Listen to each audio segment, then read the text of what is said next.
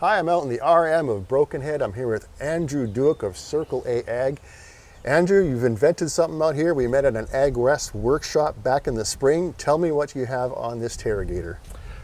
Yeah, so I'm Andrew and I developed this scale for dry fertilizer spreaders. It's a retrofit aftermarket add-on that you can just mount on pretty much any of the main dry fertilizer self-propelled chassis. We've been spreading fertilizer here as our business for 12 years about. We started around 2014, and around 2018, 2019, I was like, I just wanted a scale because we're doing a lot of our fertilizers coming off the farmyard. Yeah, the farmers are accurate most of the time. Like they say, oh, there's 84 tons in that bin. Well, yeah, maybe there's 86, maybe there's 80, right? Like, yeah. You're close, but when you're doing 3,000 acres on a customer's farm and all the fertilizers on his yard, you don't want to find out after the third bin that you were out by 20 pounds even, right? Yeah, it can all come down to cost. So yeah, for sure. And this is something that OEMs don't actually have currently on most of their fertilizer floater spreaders. It's something that doesn't really exist, so you kind of saw a need for it, I guess. Yeah, that's right. And to me, it's confusing. I don't know why they don't, but I know that a lot of Western Canadian operators, they are like, we're spending like a lot of money on these machines. Like, why are we still spreading like it's 1965?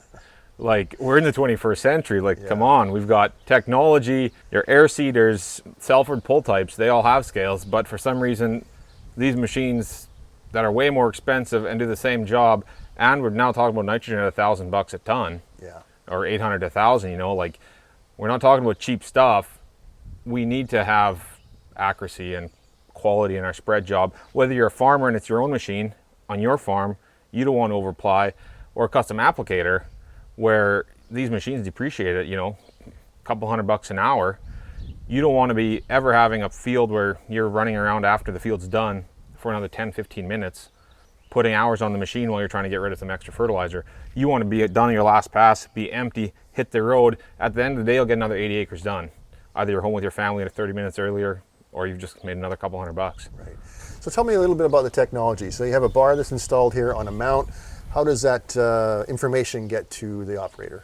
So yeah, what we have is, we based it on a 40,000 pound bar. Okay. So there's four 40,000 pound bars. So we actually have a capacity of 160,000 pounds because there's 4 bars times 40,000. And they all each got this cable. There's a junction box. So all 4 load bars lead to the junction box. Okay. From the junction box, we've got a wire leading up to a module in the cab. And that's where you can either have one of 3 different scale head options. So is this something that an operator can install themselves, or do they kind of need assistance from you folks, or how does that work? Well, I've tried to design it in a way that you don't need my help. I mean, I'm always available on the other end of the line if you get into an issue, but generally speaking, a lot of my guys will just hire the local welding shop or do it themselves. So it's a pretty simple process, actually. You pretty much, on this Terragator, you unbolt your mounts. Every model's a bit different. The 3-wheeler has a tubular frame, so it's mild steel, so you can weld directly to it. The 4-wheelers have a C-channel, like a truck frame, so I don't recommend welding to that, so there we bolt. So that can take a bit longer because you're actually having to drill all those holes. So it's a bit different model to model. Yeah, you take this off, you mount that, and you can pretty much just lift. This bed is lifted a lot more than you'd need to. Okay. I wouldn't recommend doing this going forward. I'd do about an inch, maybe. Okay.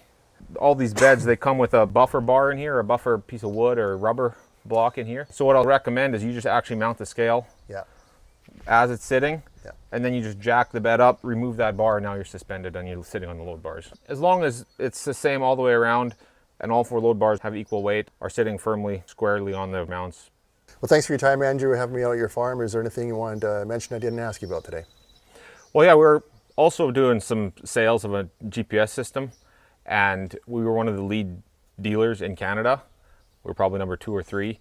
It's a Swedish company called Sveaverken, and it's a very user-friendly entry-level GPS, very capable, but at a price that is beating everybody else in the market. Okay. And that's the big takeaway for us in our operation. We had a combine that we wanted to auto steer on. It was like a 2008 model, didn't come factory ready, and Sveaverken filled the gap.